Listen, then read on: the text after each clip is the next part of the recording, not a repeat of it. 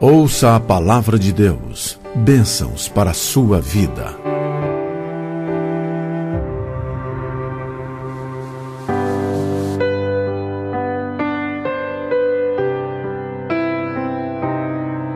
Diz assim a palavra do Senhor: ora, se é corrente pregar-se que Cristo ressuscitou dentre os mortos, como, pois, afirmam alguns dentre vós que não há ressurreição de mortos? E se não há ressurreição de mortos, então Cristo não ressuscitou. E se Cristo não ressuscitou, é vã a nossa pregação e vã a vossa fé. E somos tidos por falsas testemunhas de Deus, porque temos asseverado contra Deus que Ele ressuscitou a Cristo, ao qual Ele não ressuscitou, se é certo que os mortos não ressuscitam. Porque se os mortos não ressuscitam, também Cristo não ressuscitou. E se Cristo não ressuscitou, é vã a vossa fé, e ainda permaneceis nos vossos pecados. E ainda mais, os que dormiram em Cristo pereceram. Se a nossa esperança em Cristo se limita apenas a esta vida, somos os mais infelizes de todos os homens. Mas de fato, Cristo ressuscitou dentre os mortos, sendo Ele as primícias dos que dormem. Que Deus nos abençoe com a sua palavra, amém? Vamos orar mais uma vez? Nosso Deus, nós queremos meditar agora na tua palavra e pedimos, Senhor, que o Senhor possa falar ao nosso coração por meio da sua palavra. Que o teu Espírito esteja assim abrindo em nosso entendimento, quebrantando o nosso coração, de tal maneira que a tua palavra possa ser clara, possa ser como luz que brilha, ó Deus, em meio à escuridão. E assim os nossos corações sejam nesta manhã renovados na alegria, os nossos corações sejam renovados na esperança, Senhor, porque Cristo ressuscitou. E assim, Senhor, que esta ressurreição do Senhor Jesus possa trazer aos nossos corações toda esperança, ó Deus, que o Senhor tem prometido na sua palavra. E aqueles, ó Deus, que porventura ainda não compreenderam as implicações da ressurreição do teu Filho, que nesta manhã possam chegar a este pleno conhecimento e assim possam também chegar à plena salvação em Cristo Jesus. Nosso Deus, nós te oramos assim e já te agradecemos todas as coisas, em nome do Senhor Jesus, amém. Meus amados, a gente vendo este capítulo aqui da carta de Paulo aos Coríntios, nós podemos perceber e até nos admirarmos com determinadas compreensões que surgem no meio do cristianismo. A gente pode perceber então, inicialmente, o perigo e as doutrinas equivocadas, ou podemos dizer heréticas, que muitas vezes podem surgir no meio do cristianismo. Isso deve nos alertar para esta verdade. No meio do povo de Deus, nós podemos encontrar doutrinas heréticas, que inclusive levam o surgimento de grupos que passam a ser seitas, de fato, aonde muitas vezes se começa a partir de compreensões equivocadas da palavra de Deus. Por isso que o apóstolo Paulo, ao enviar Timóteo para Éfeso, ele diz que um dos principais propósitos de Timóteo naquela cidade era exatamente repreender aqueles falsos líderes que a estavam tentando introduzir ensinamentos que tinham aparência de piedade, mas que de fato eram ensinamentos que desviavam o povo dos caminhos do Senhor com falsas doutrinas. Quando nós olhamos aqui para a igreja em Corinto, não era diferente. Esta igreja, ela também ficou marcada por algumas questões que estavam de alguma forma tentando desviar o povo da sã doutrina dos apóstolos, que haviam deixado exatamente a partir daquilo que Cristo havia ensinado para eles. Neste momento aqui, o grande problema estava relacionado à ressurreição do nosso Senhor e Salvador Jesus Cristo. Os coríntios eram um povo que estava totalmente influenciado pela cultura grega, aonde esta cultura desvalorizava totalmente a matéria.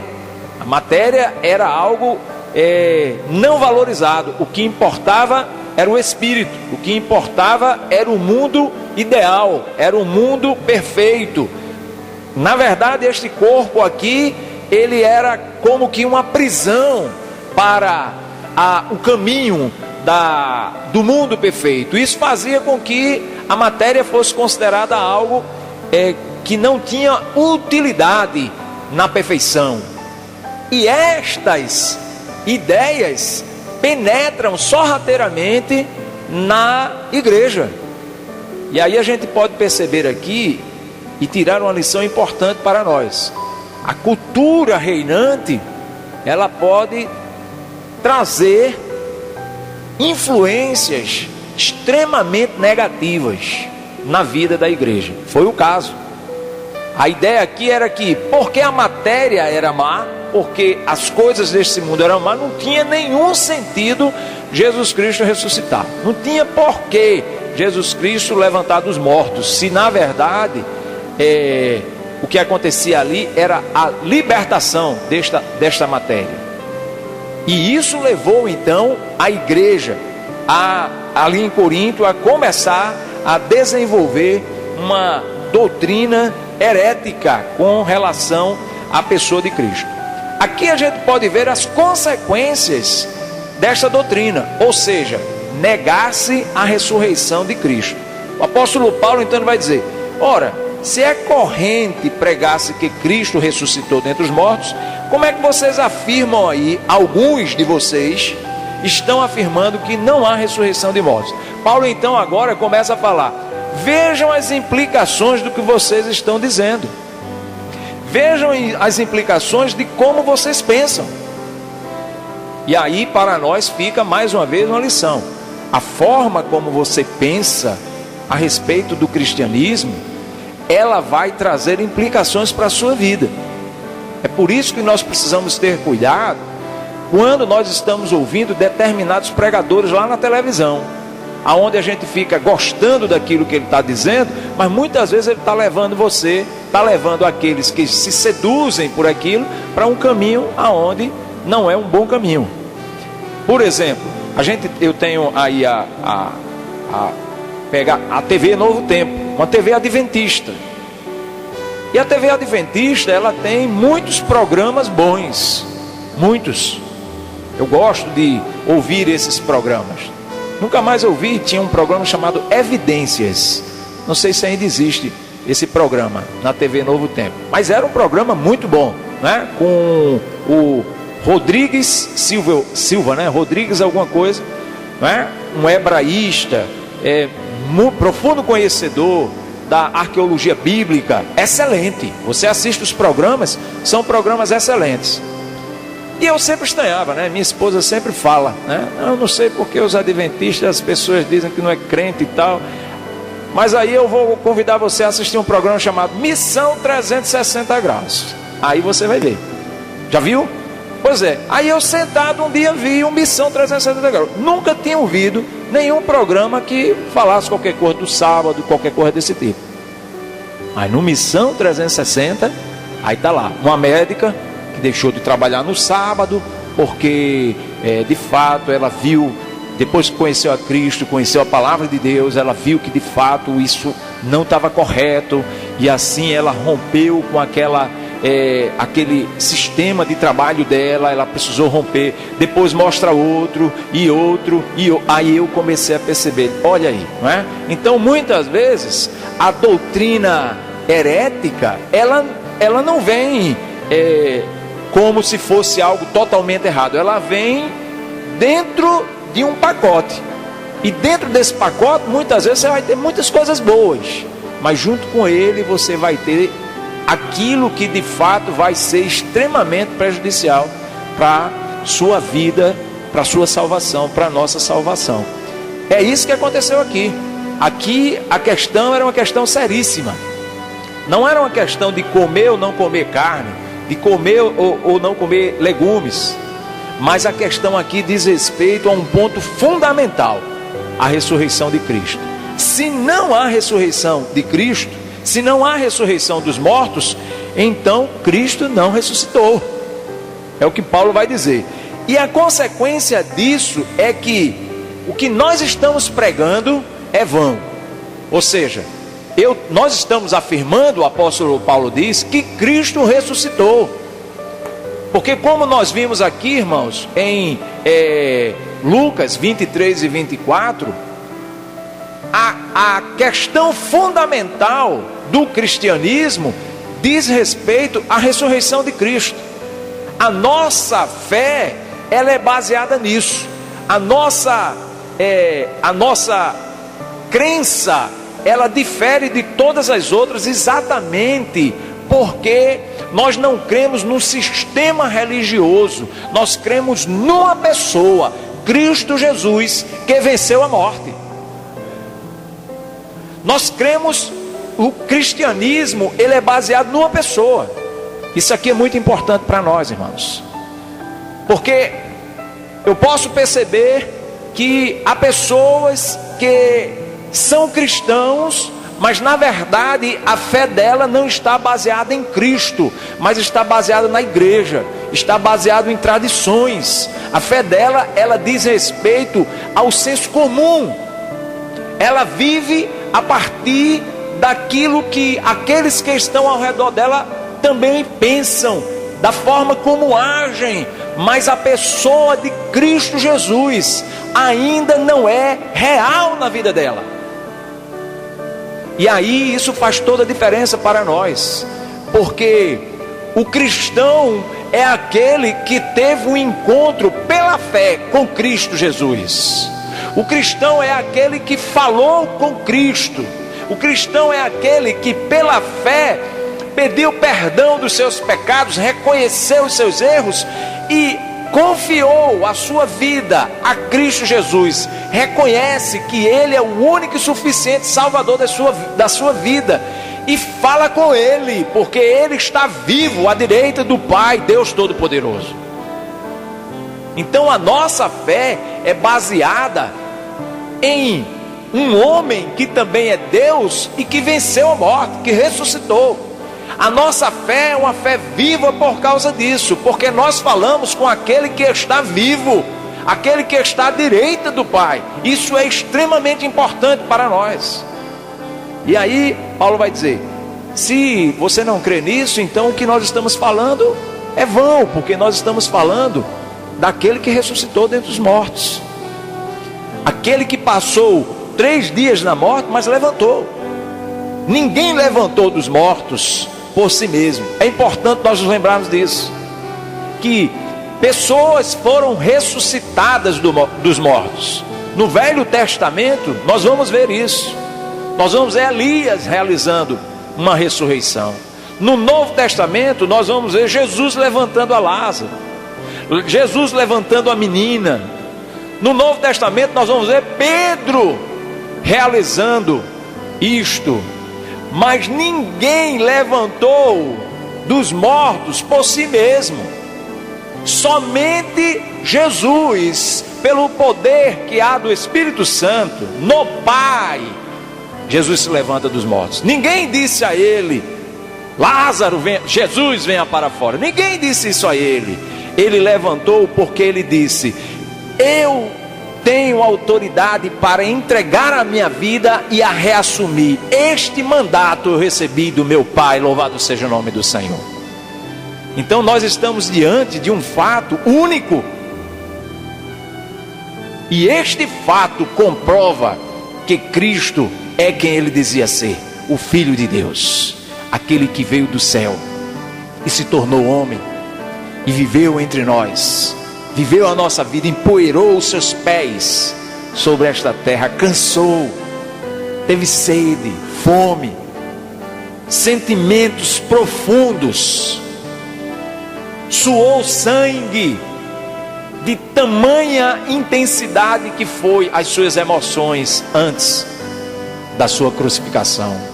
Este homem morreu, mas ressuscitou ao terceiro dia.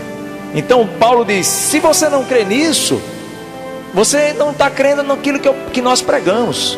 A nossa pregação está sendo vã para vocês. E outra coisa, se a nossa pregação que fizemos para vocês e que vocês creram é vã, a fé que vocês têm nessa pregação automaticamente passa a ser vã também. E se esta fé que vocês têm é vã, então duas coisas acontecem. Primeiro, a nossa pregação é mentirosa, nós somos tidos por falsas testemunhas, porque Cristo não ressuscitou, pois é isso que nós estamos asseverando. E outro detalhe, se Cristo não ressuscitou, vocês permanecem ainda nos pecados de vocês, vocês continuam na mesma condição, e todos os que pereceram, que dormiram, pereceram sem Cristo, tudo continua do mesmo jeito. Veja como é sério um desenvolvimento de uma doutrina e as consequências dela na vida de uma pessoa. Então Cristo Jesus, Ele ressuscitou, e Paulo então vai dizer: mas de fato, se Cristo não houvesse ressuscitado, se nós esperássemos em Cristo apenas nesta vida, nós seríamos os mais infelizes de todos os homens. Se aquelas pessoas estavam esperando em Cristo apenas aqui, não valeria nada a fé que elas tinham depositado no Senhor. Mas Paulo então traz uma palavra de esperança. Mas de fato Cristo ressuscitou dentre os mortos, sendo Ele as primícias dos que dormem. Louvado seja o nome do Senhor. Paulo então vai aqui trazer esperança para aqueles irmãos, depois de corrigir eles no seu equívoco, na sua doutrina herética. Paulo então vai dizer: agora prestem atenção, se Cristo ressuscitou, isso significa que Ele é o protótipo, Ele é as primícias dos que dormem, e um dia todos nós também ressuscitaremos. Visto que a morte veio por um homem, também por um homem veio a ressurreição dos mortos. Essa é a nossa esperança. Essa é a esperança. Eu gosto desse texto que Paulo escreve aos Romanos, capítulo 8, no versículo 24, ele diz: porque na esperança fomos salvos. Ora, esperança que se vê não é esperança, pois o que alguém vê, como espera? Mas se esperamos o que não vemos, com paciência o aguardamos. Nós vamos então aguardar pacientemente este momento, o momento da nossa ressurreição. Essa semana eu ouvi uma palavra que eu fiquei um pouco preocupado. Alguém disse que nós já recebemos o corpo igual de Jesus. Alguém disse que quando nós morremos, na mesma hora, nós passamos a ter o corpo igual a de Jesus. Já houve a ressurreição. Eu não pude confrontar essa ideia naquele momento, porque de fato o momento não era adequado, não era propício para isso. Mas eu fiquei pensando naquilo que estava sendo dito. Não houve ainda a ressurreição. Não houve. A ressurreição só houve para Jesus Cristo. Somente Ele ressuscitou dos mortos. Nós estamos aguardando esse dia. com esperança no coração. Por isso que o apóstolo Paulo vai dizer: eu estou sendo já entregue por libação, eu já estou caminhando, mas eu aguardo a coroa da justiça, a qual o reto juiz me dará naquele dia, não somente a mim, mas a todos quantos amam a sua vinda. Mas é naquele dia, nós estaremos aguardando. O nosso espírito vai para o Senhor, e aqui não é o momento de nós... E aí, pastor? A gente fica dormindo, a gente passa por aquele sono, a gente lembra... Não é disso que eu vou tratar agora com você. Agora, o fato é que quando nós partimos daqui, nós partimos em espírito e ficamos nesta condição até o momento da volta de Cristo Jesus, louvado o nome do Senhor. Quando Cristo voltar, nós receberemos um corpo igual ao de Jesus, glorificado. A partir deste momento, aí sim, nós estaremos com o Senhor para sempre. O povo dele estará. Vale salientar aqui que depois disso ainda haverá uma segunda ressurreição. E a Bíblia diz que essa segunda ressurreição é terrível, porque assim como nós receberemos um corpo glorificado e viveremos para sempre com o Senhor, a palavra de Deus nos diz que a segunda ressurreição é para a morte eterna.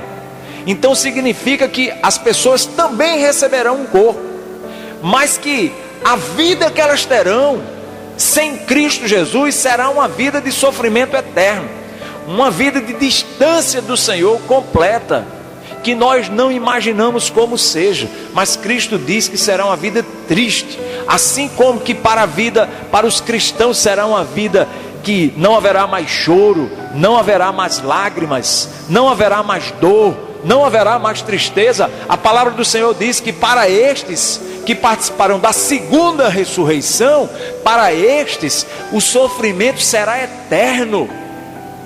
Por isso que a ressurreição de Cristo Jesus nos traz esperança agora, enquanto estamos em vida. E nós precisamos depositar a nossa confiança nele agora. Por isso que o apóstolo Paulo vai dizer: a todos quantos amam a sua vinda, a todos quantos esperam, a todos quantos estão nesta esperança. Que maravilha nós podermos ter esta esperança. É maravilhoso nós podermos saber que se fecharmos os olhos aqui neste momento, nós nos encontraremos com Cristo e esperaremos aquele glorioso dia onde receberemos um corpo glorificado como o do nosso Senhor e viveremos com Ele para sempre. Queremos deixar essa palavra nesta manhã aqui para todos. Esta palavra de esperança, a ressurreição de Cristo, de fato é para nós rica esperança, esperança viva. Cristo ressuscitou, nós também um dia ressuscitaremos. Os nossos pecados foram perdoados, a vida eterna nos é certa, porque aquele que prometeu é fiel para cumprir.